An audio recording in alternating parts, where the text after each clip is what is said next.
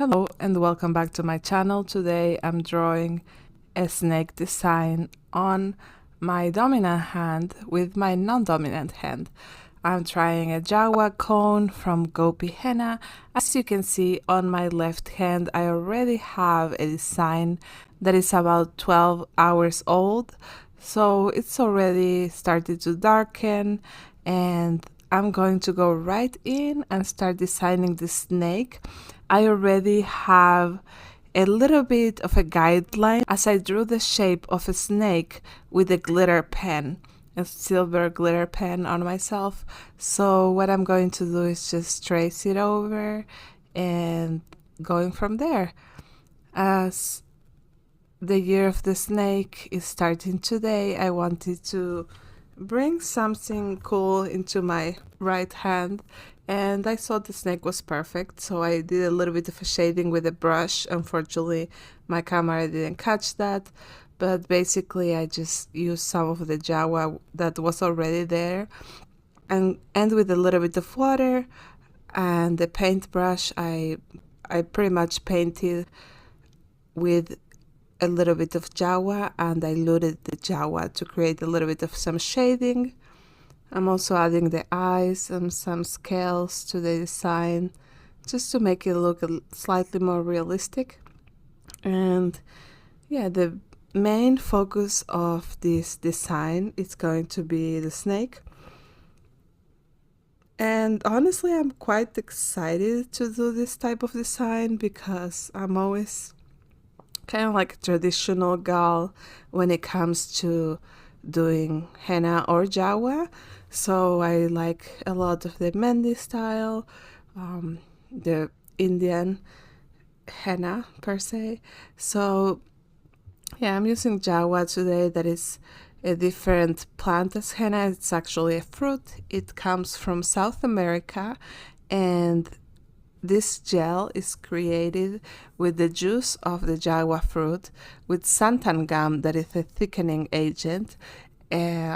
I'm pretty sure like the recipe of Gopi Henna, what it says here on the label is that it also has sugar and lavender essential oil. So I'm really excited because it's a really clean ingredient. And I don't know if you saw my review about the ink box. That is basically a product that is for temporary tattoos and is Jagua based, that did not give me a good stain, and it had a lot of additives to the recipe. So I'm really excited to have a Jagua recipe that is pretty straightforward with its ingredients, because I rather keep it natural, you know. So yeah, I'm really excited to give it a try. And as you could see from the design on my left hand, it's pretty dark already after 12 hours of developing. So that's always nice to see that the product that you're buying is actually dark and it gives you a good stain. That also means that it's fresh.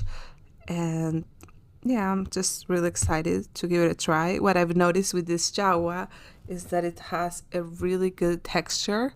And also with the design on my left hand, I realized that I was able to keep it on for a couple of hours. And that usually means that it has plenty of sugar in the recipe. So that was pretty exciting, because the longest that you keep the paste on, the darkest the stain gets and the longest it lasts. And yeah, I'm adding a little bit of just some cool designs on the rest of the fingers, and then we're gonna wrap it up with a cool just little details here and there. But let's see what we're doing here.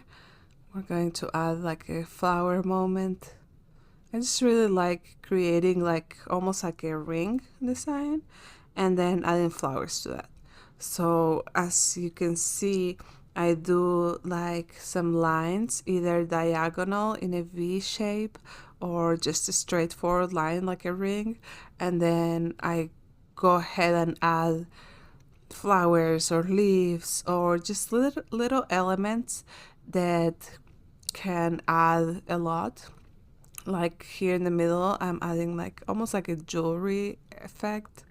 So I really like how this design is developing really. When I do freehand designs, it's just really free because I just kind of flow with it. I don't really have to think too much, just feel, just like, look at the art and feel like where could I add something that could give that extra je ne sais quoi to the design, that adds to it and that elevates it.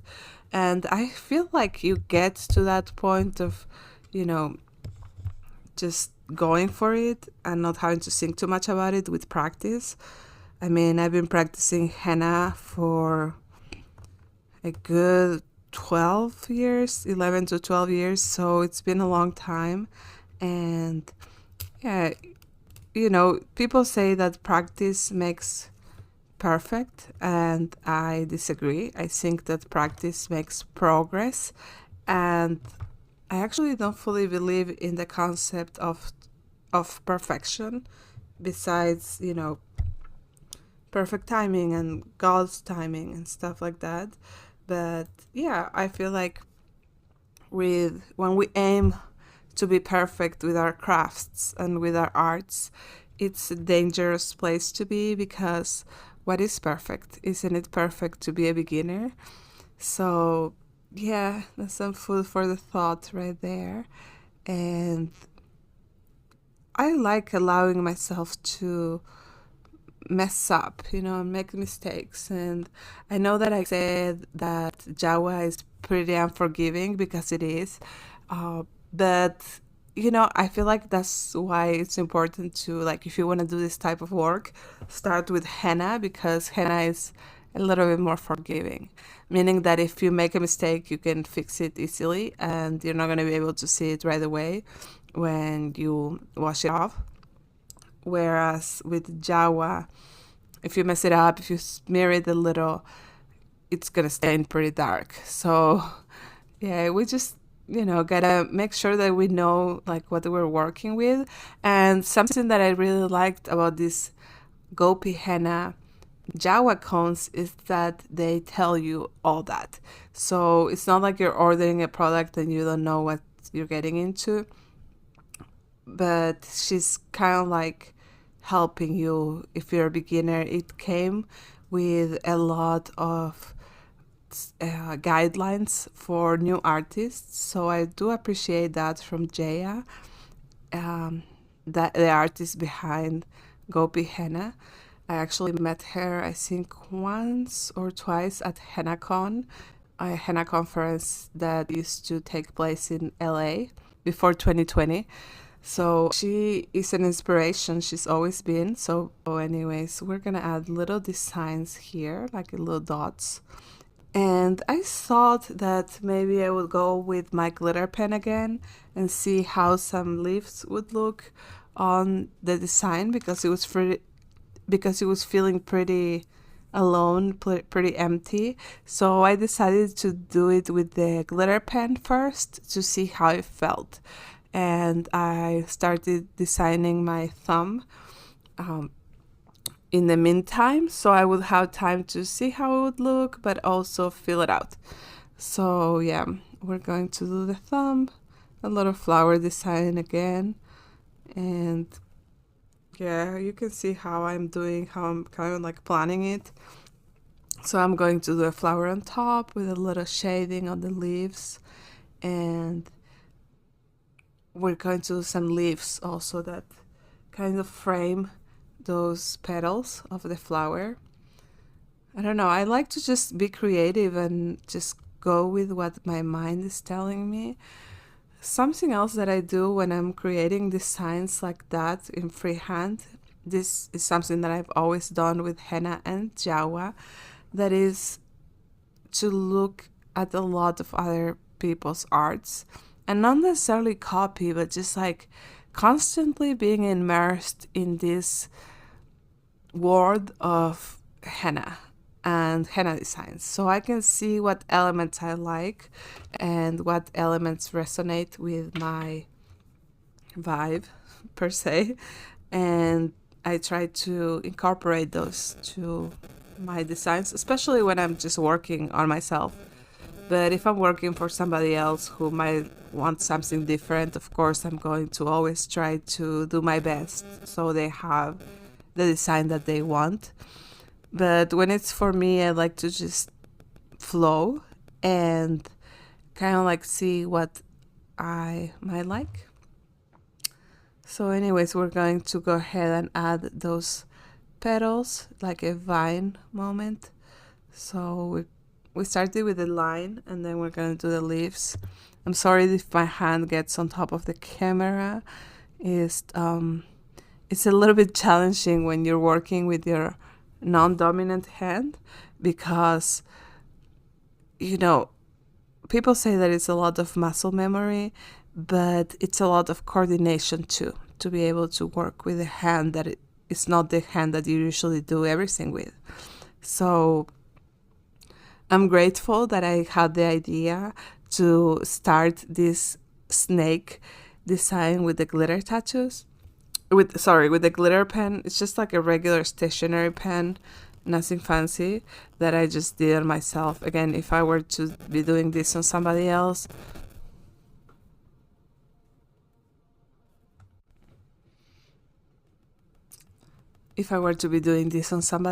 I'd probably not use a stationery pen and use something more skin friendly per se, like a makeup, an eyeliner or something like that. But hey, I just wanted to create this design and record it for y'all, and I didn't mind. I mean, it was really cute actually. After I had finished the design, I actually had a bunch of the silver glitter everywhere, and if you know me, you know I love glitter, so I was pretty content with the glitter pen. And right here I'm going to do like a little star design, and I decided that it still felt a little bit empty, so I decided to go with some dots here and there.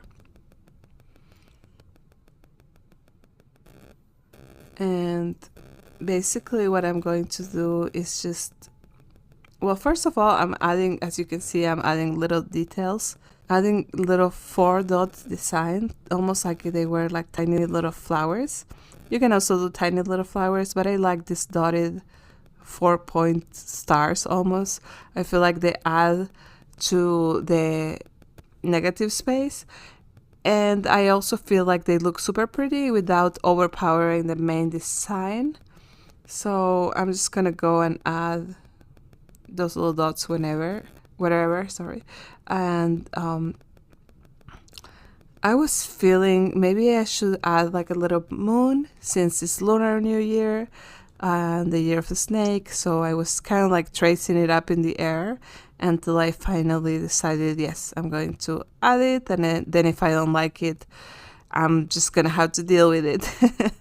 So yeah, first I did a very light moon, and then I started like filling it in with more Jagua until it was covered enough so it didn't have like any holes per se in the middle. And yeah, I'm pretty content with how the moon came out. I think we're gonna leave it at this. I am pretty excited with the final results of this design. As you can see, the glitter pen is so pretty. And yeah, this is me rocking my design and my other design from yesterday. And thank you so much for watching. Don't forget to like, subscribe, share, and comment. Bye!